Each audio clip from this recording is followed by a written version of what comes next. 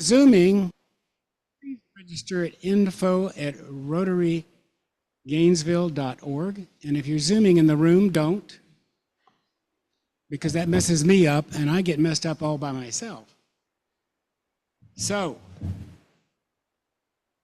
without further conversation, we're going to welcome Tom, our most talented song leader.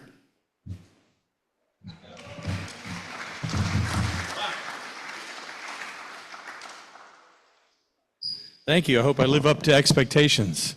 Shall we sing My Country 'Tis of Thee? Are you ready? Gordon? My country 'tis of thee, sweet land of liberty, of thee I sing. Land where my fathers died, land of the pilgrim's pride, from every mountainside, let freedom ring. Now please join me as we pledge allegiance to our flag. I pledge allegiance to the flag of the United States of America and to the republic for which it stands, one nation, under God, indivisible, with liberty and justice for all. And now, fresh from Colorado, our old friend, Lori Vidal. Thank you. It's good to be back after being some time in Colorado, but it was awful nice out there. Let's pray together.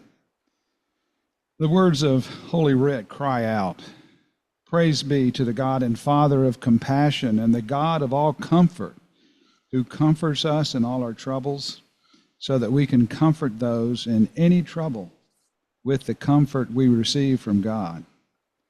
Thank you for those who have stepped up to provide resources for those in need of comfort and compassion, having suffered from domestic violence. So many of us in our extended families through the generations have desired to receive comfort and compassion, healing, to have services provided to meet those type of needs. We ask you, Father, now to open our hearts and encourage us to do all we can to assist those who are the providers, providing comfort and healing to those in need. We collectively pray for those in need of healing where healing is needed. In your healing name, Father. Amen. Thank you, Lori. Now, if there are Rotarians with guests, please remain standing.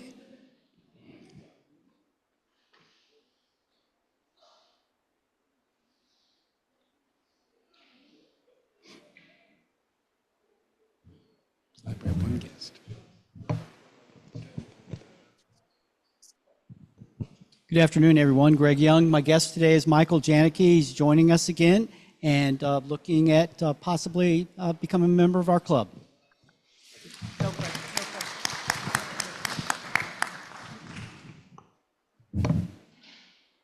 Don't sit down, Mr. President. You're up.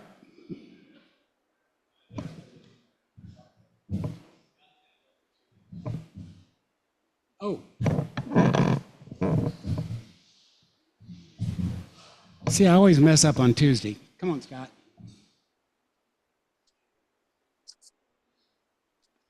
Tuesday's the only day I mess up. Hey, everybody, how are you doing? I'm here representing the Ethics in Business Award Committee. It is that time of year where nominations for the Ethics of the 2026 Ethics in Business Award are now open.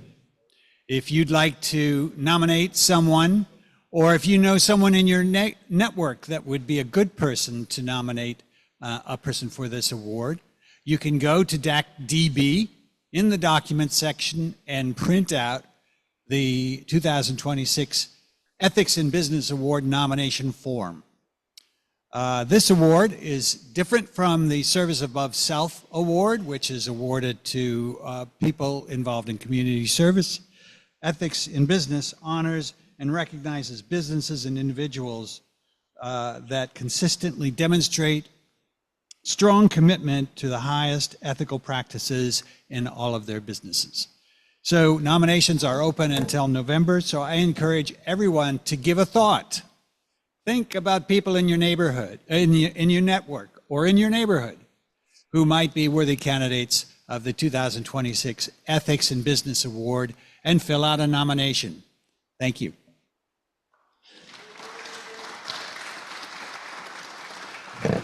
And now, Helen Gilstrom.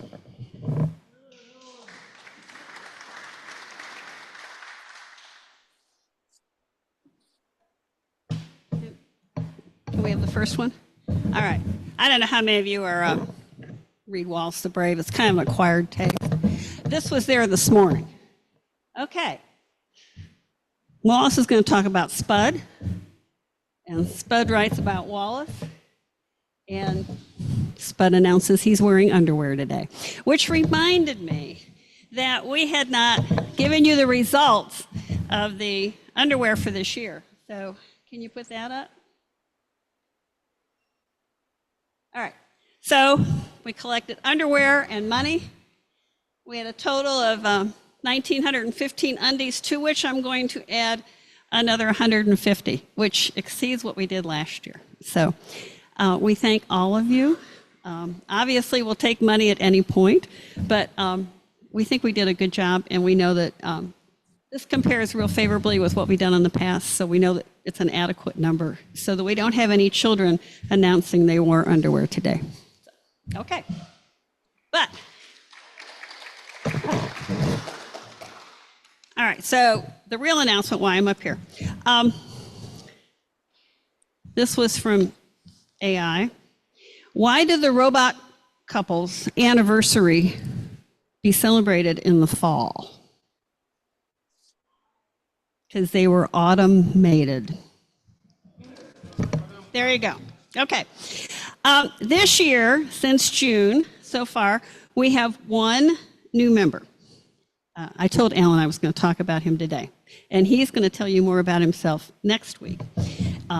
We hope that Michael joins us. But the point is, this is autumn. We know it's autumn. There's football. Oh, that wasn't a good subject. Anyhow, we no longer have the excuse that it's hot, and it's too hot to bring a guest, or it's too hot to think about Rotary, or whatever the excuse was. So, while you're looking and considering ethical people in your sphere, I'm sure you have friends who need to be Rotarians. So, we are looking to increase our membership and have other people join us and celebrate what we like to do. So this is my commercial. Let's do it. And on that, my final word of wisdom, why can't you tell a secret in a cornfield? Because the corn has ears. Very good.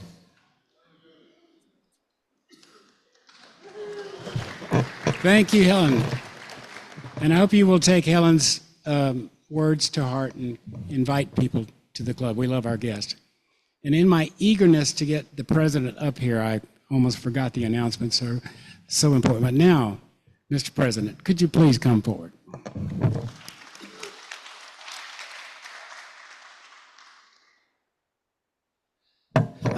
Thank you, Randy, and thank you, everybody, for coming to the Tuesday meeting.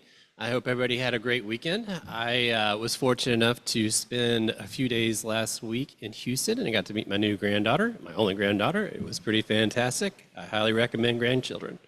But I also want to thank everybody that came out to the dictionary labeling party and to the social at Talented Yoga. I heard that they were both a big success. I couldn't make it. So starting next week, we'll have our tickets on sale for the Seafood Spectacular, which is going to be a great event. And we've also set a date to cook dinner at the Ronald McDonald House of October 15th. So I'll be sending out some information about that to see who would like to volunteer to help us cook. We passed our budget for this year at our last board meeting.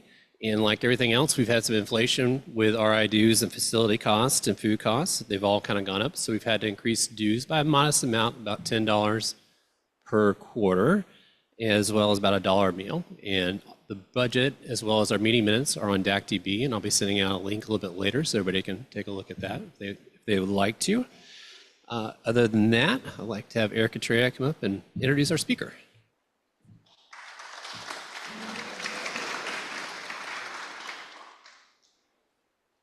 Good afternoon, fellow Rotarians. I'm pleased to announce our speaker today, Crystal Sorrow. She's the Chief Executive Officer at Peaceful Paths Domestic Violence Network. Peaceful Paths serves survivors of domestic violence and their children in Alachua, Bradford, and Union counties. On a personal note, she was my son's pre-K teacher, and she taught my daughter how to hula dance. So welcome, please, Crystal Sorrow.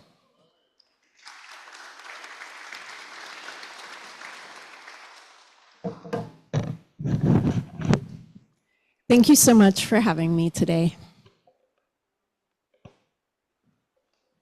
All right, I am the CEO at Peaceful Paths, as Eric said, and also have some interesting hobbies.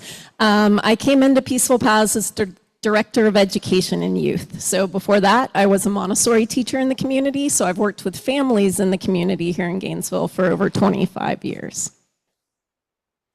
So I'm here today because domestic and intimate partner violence affect more people than probably you realize. 1 in 3 women and 1 in 4 men will be survivors in their lifetime of physical, sexual, or stalking violence. So over 20,000 calls are placed to hotlines in the US every single day. And you can see some of the other statistics here, including that women between the ages of 18 and 24 are the most at risk. And in this community, that's a large percentage of our population. And this can be because they're leaving home for the first time or leaving support systems, maybe getting into those first relationships away from some of those things. So 20 people per minute are physically abused by an intimate partner. And what I really want you to take away today is that this is about power and control. So it's about one person feeling they are entitled or wanting power and control over the other person and diminishing their choices and their options. So we're going to talk a lot about power and control during this and kind of what that can show up as. And my hope in this is that you become aware of the signs, and so then if there are people who are needing resources, who need supports, that you'll be able to provide those. So this is the power and control wheel, and I realize up here it's kind of small print, but a lot of people think of that outer ring, the physical and the sexual, as what domestic violence is. But this is actually created from survivors' experiences. It's the Duluth model. And what they found from talking to survivors and studies is that these tactics, these abuses on the inside, are really what shore up that fear about physical and sexual violence, and are also abuse. So a lot of times it's that emotional abuse. And we hear from survivors that the emotional abuse is actually much more difficult to heal sometimes than the physical. So that voice that's telling you you're not good enough, that no one's going to believe you, that systems are going to take your children, that you're crazy, making you question your own narrative, gaslighting you, those pieces can be very difficult to overcome, which is why one of the services we provide is connecting people with counseling. Using isolation, so usually support systems become stripped away from people, and it may start out very simply. I don't want you to hang out with your sister, she doesn't seem to like me. I don't want you to go to your organizational meeting. I don't know what they think of me. Slowly over time, people's support systems, people's ability to go out, hang out with their friends, talk to people, have people who might help them should something be occurring, those get stripped away. And so also do those supportive messages and those messages of people who they know and care about them, telling them that they're valuable, that they're loved, that they have people in their life that care about them, and that they deserve love and respect. That minimizing, denying, and blaming. Abusers do not take accountability, and often they're putting it back on the victim. It's your fault that this happened. If you had only done this, it wouldn't have happened. All those pieces. And then economic abuse. A lot of times people don't think about the economic abuse if you're on joint accounts or someone's controlling your money or even monitoring your account, or if you've been on a mortgage or had an eviction that you had no control over, those things can stay with you a really long time. And those can affect many things, as we know, going forward. Your credit report, for instance. So all of those pieces are something that people may be facing that when you think about domestic violence don't initially come to mind. Using intimidation, so maybe there hasn't been violence yet, but there's been threats or posturing or breaking of property, smashing of cell phones, or threatening people in the family, threatening themselves. It could be saying, if you leave me, I will kill myself. It could be using the children. So a lot of times, even when someone does leave a relationship, if they have children together, there's still those custody pieces. And so that is still a way that you're influencing that survivor's life, possibly. So looking at these pieces, those are kind of what we want you to take forward as well, because it's not always just as simple as physical, and it's not as simple as leaving. So sometimes we hear about myths in the community of what causes domestic violence. And these things may have some impacts on what's happening, but it's not the root cause. We want you to remember that power and control piece. Because many people, for instance, use alcohol and are not abusive. Many people have mental health challenges and are never abusive. Many people may have come from a family where they themselves as children experienced abuse, which is a myth we also hear, and make the choice not to be abusive. So we want you to know that even though these things may complicate relationships or they may worsen some dynamics in the relationship, that these things are not the root cause. So one of the most harmful things people can say to someone is, why did you stay? Or why are you staying? Or if I were you, I would just leave. Hopefully from the pieces we just talked about, you see that it's not that easy, but we also want to reframe that question into why did their partner choose to be abusive? Because we don't want to use victim blaming language. And a lot of times if you say that to someone, it's just going to shut them down. It puts the responsibility back on them. Why didn't you leave? So we want to remember that it's never the survivor's fault if they're experiencing abuse. So survivors attempt to leave 7 times, and that's an average. So, but realizing that if you're a family member or you're someone who's helping support and you're like, I don't understand these choices, I'm trying to be here, that it can take a long time. It can take a lot of effort to move out of that relationship, and risk does increase. So the first year that a survivor leaves is the most dangerous. And if we think about it as power and control, when that abuser sees they're losing power over the situation, then their actions can become more severe and more dangerous. So that first year is a lot about safety planning and supporting the safety of survivors and their children. So barriers to leaving. This is someone they love and they've built a life with. They may have a house together, they may have a family together, they may have all these pieces. They may have been in that marriage for 25 years. So this is someone that they've loved and has been giving them messages over this time. They may believe the abuse is temporary. Maybe it's happened once. Maybe they think it won't happen again. They're hoping it won't happen again. And there can be a responsibility to keep the family together. There can be other communities, such as faith communities, cultural communities, that are using those messages. Well, maybe go to couples counseling, maybe see what will work out. They may not know the whole picture when they're offering advice. That fear of the more severe abuse and fear of systems involvement. So fear of if they've never been in the court system, if they've never worked with the police, if they have been threatened about custody, DCF, these can all be fears for a survivor. And they probably believe those threats of abuse from the abuser because things have been happening. And then the financial constraints we talked about. So these are all things that people are thinking about kind of when they're thinking about leaving or coming into services, or even if they have, how they move forward on that path, right? How am I finding sustainable housing for me and my family?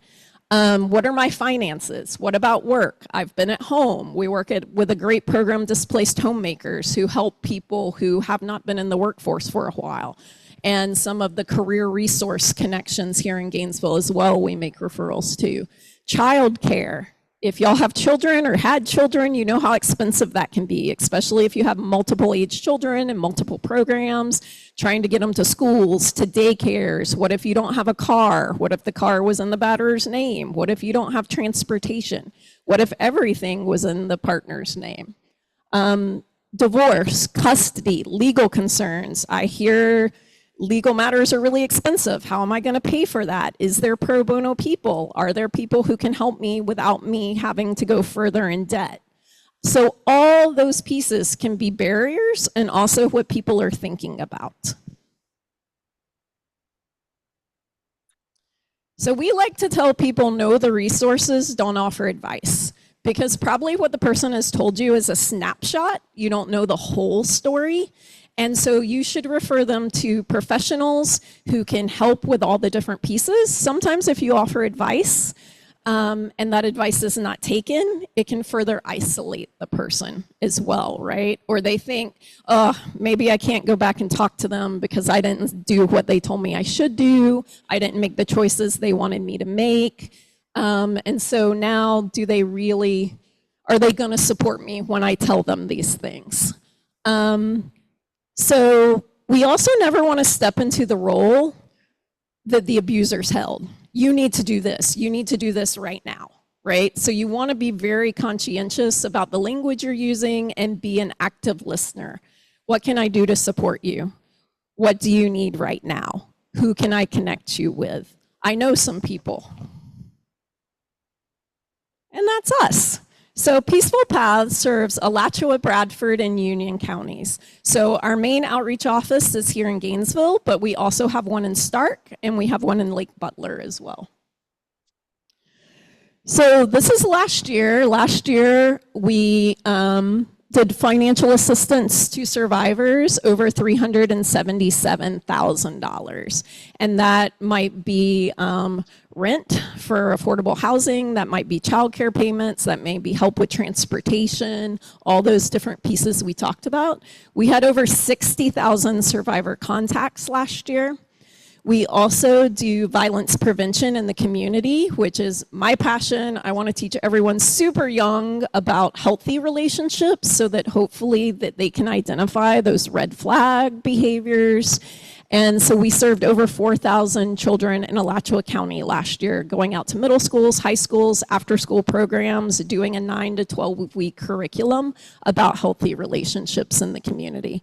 We did over 4,500 total safety plans with participants, so that's when they come into services and throughout their journey as well. And we provided over 45,000 nights of safe housing. And also 6,000 total hours of trauma counseling in the community. Everyone who comes through services, adult or child, can have 12 to 16 counseling sessions with a counselor in the community that contracts through us. So people may ask what we do, and so this just helps you know if someone's asking. We have a 24-hour helpline, and so people can call that at any time. They don't have to be in crisis. It could be you. When I was a teacher, I actually had a parent talk to me about it, and so I called the helpline before I knew as much as I know today and found out some information so that I could share that as well. So we have a 46-bed emergency shelter. The average shelter stay is 6 to 8 weeks. And so in that time, they're working with case managers, helping to meet their goals and provide stability moving forward. We have an extended stay campus, our supportive housing, where people can stay up to a year if they have additional barriers. High-risk services, legal services. We have an injunction for protection legal team who works on those with our survivors. Inside counseling and support groups, children's programming, the prevention education. We do have financial literacy classes and an economic empowerment program.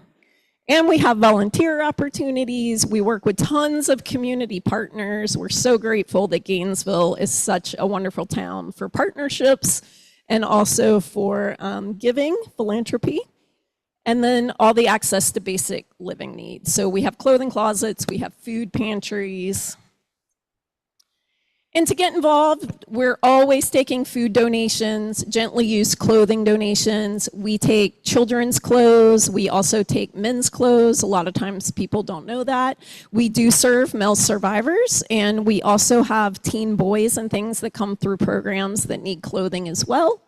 We have seasonal events. We just finished our back to school program. We provided over 60 families with backpacks stuffed with school supplies to go back to school.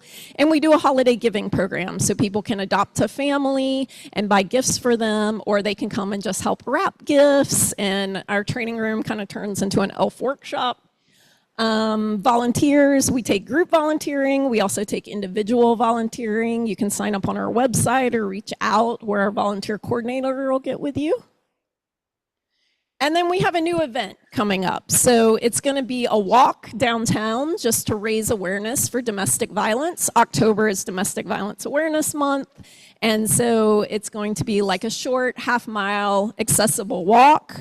But beforehand, there will be a few mission pieces. There will be education along the walk. And then we're going to have food trucks and music and things like that to really celebrate the successes and the people who have journeyed through domestic violence, have come out on the other side, are buying houses, are becoming more stable, are getting back into the workforce. And even small things when you're going through domestic violence can be a big win in your life and can increase that self-esteem and help with that sense of diminishment.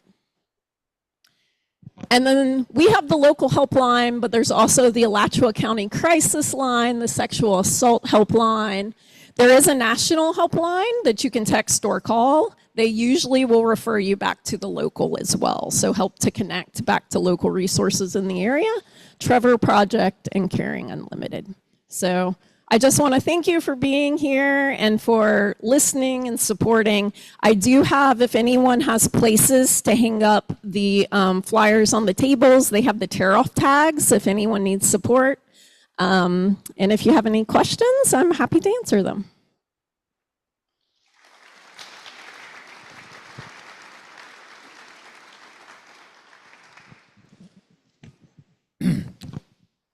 Hi. Oh. Hi, I'm Wilbur Holloway. Does their sister organization, say, over in like the Old Town area? Because I have a friend over there that's kind of marginal in terms of what you've presented. Yeah, so there's about 41 state certified centers in the state.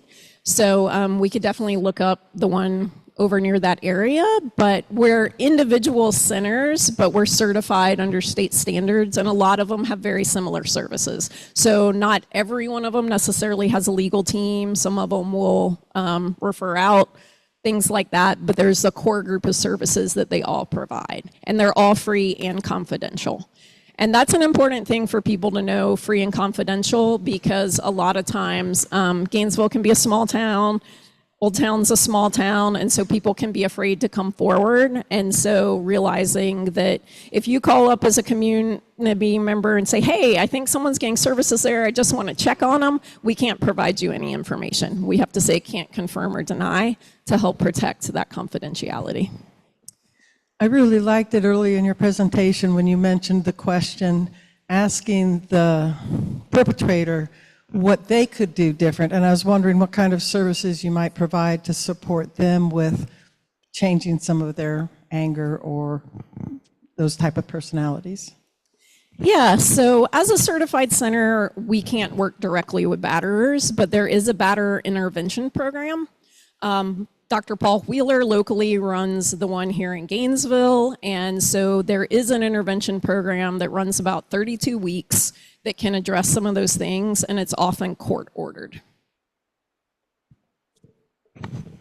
You touched on this a second ago, but what kind of security do you have to deal with at your location to make sure somebody doesn't show up suspecting or knowing their family's there?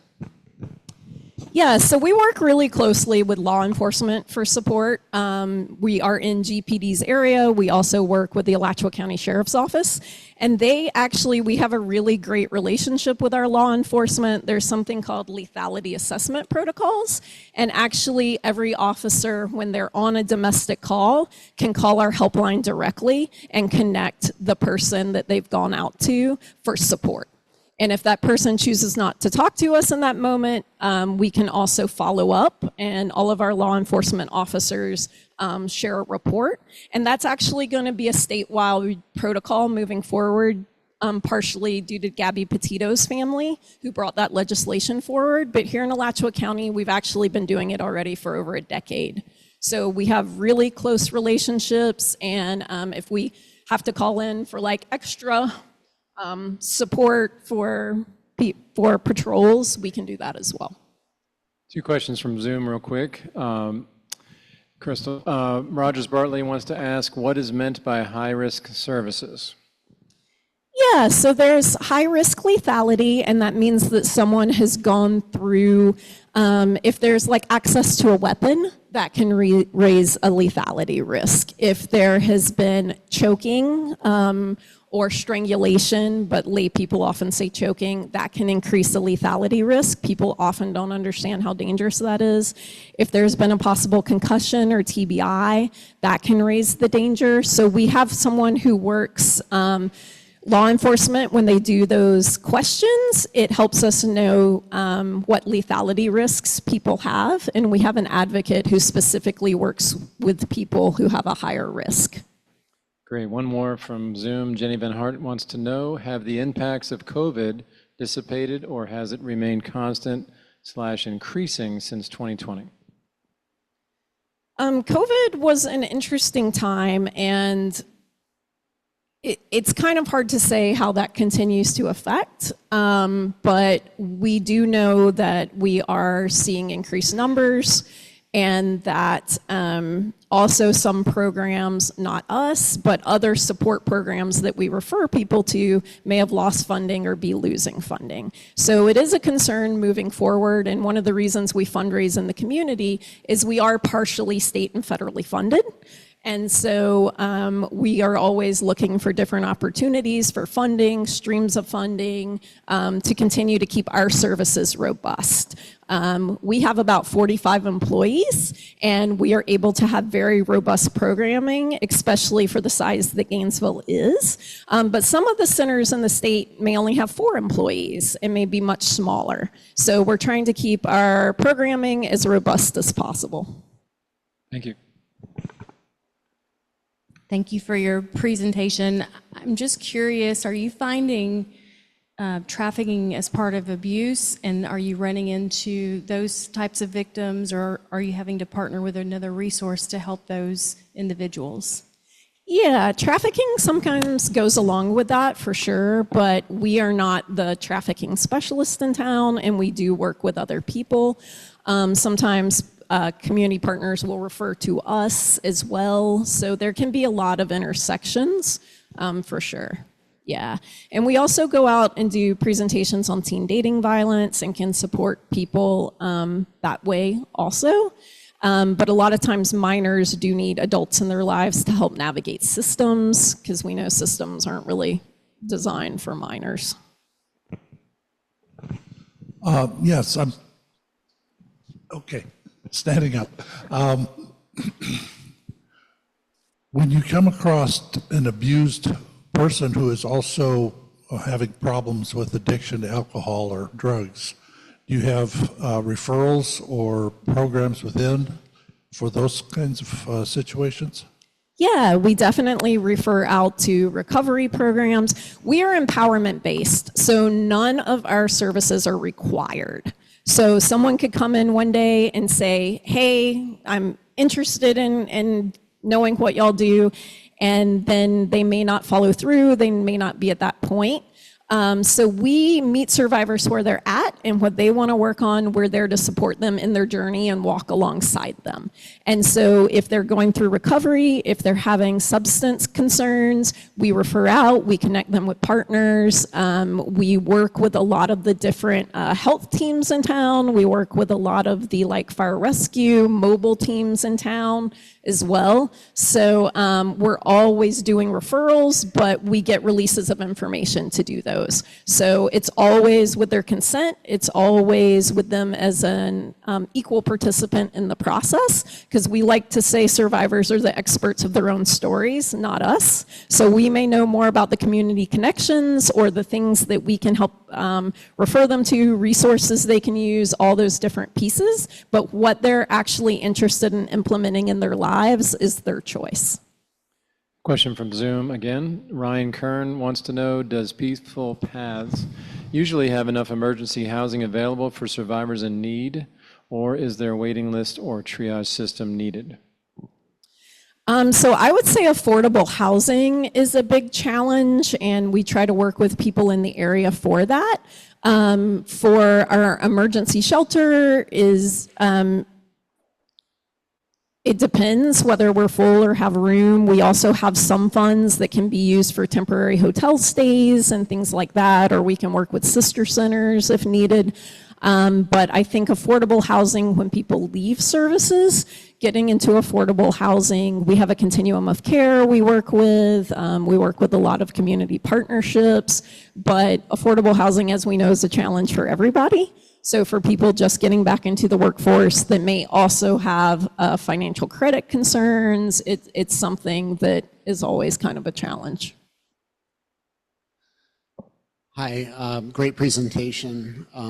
You mentioned that 1 in 3 women and 1 in 4 men in Peaceful Paths is just for women, correct? No. No, we serve everybody. Okay, that was my question. Yep, we serve everybody. And we also know it can happen in a variety of relationships, so definitely. And domestic violence and intimate partner violence sometimes get used interchangeably. There's different legal definitions of those things, but for our cultural purposes, we serve all survivors. So if you come in, and people may not even identify with that word yet, but if they come in and say, this is what's happening in my relationship, I don't think it's okay, or my family member told me I should come here, can I talk to you about it?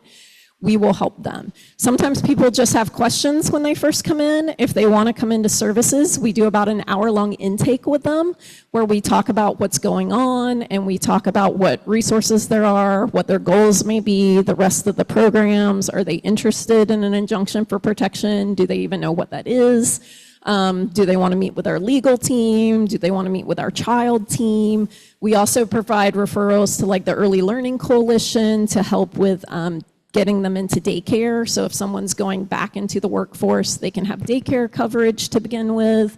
So we do, we'll refer to CARD if there's someone who may have special needs. So we do tons of community referrals in the area and help get people connected. But they may come in, ask a few questions, and then choose not to, or may come back at a later time. So also understanding that it can be a process.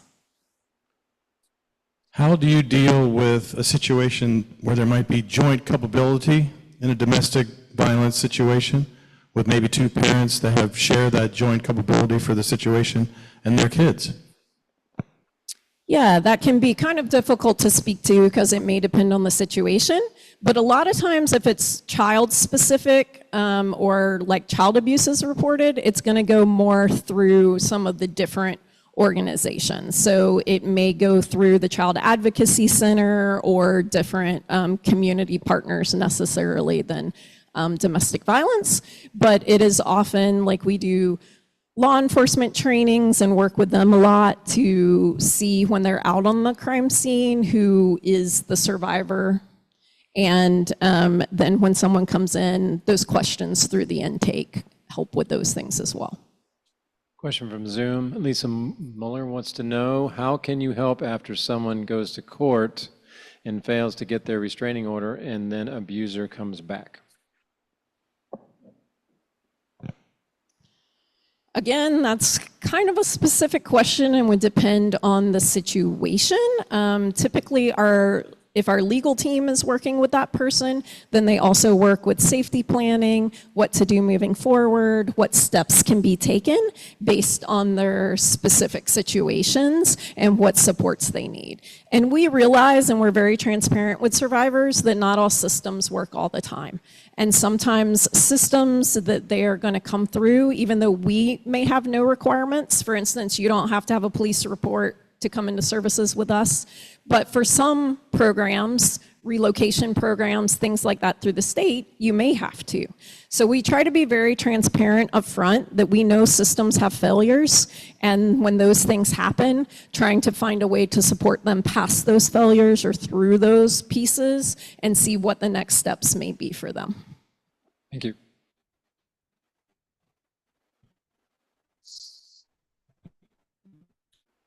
Hey, Joe, can you wait just a second?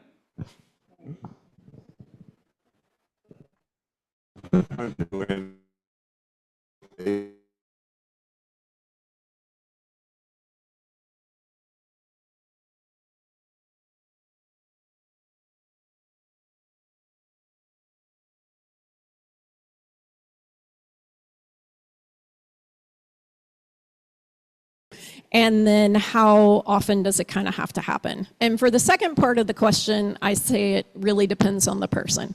Statistics say 7 times, but for the individual, it may be way less, it may be more. And we help people of all ages, so it's kind of hard to say. Sometimes students don't know about us, and so we also work with UFPD and their victim service providers to try to get out on campus, let students know that we're there as well. But we also have an advocate who works with later in life people, so people who are 50 and up. So we also get people who come in who've been in a marriage or a relationship for a really long time, and one day come to us. So there is a wide variety of ages that we interact with.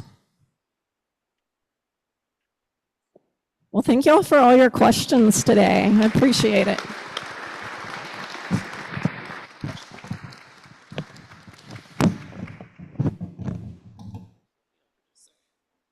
Crystal, thank you very much for joining us today. And as a token of our appreciation, we're going to make a donation to the Rotary Club Foundation.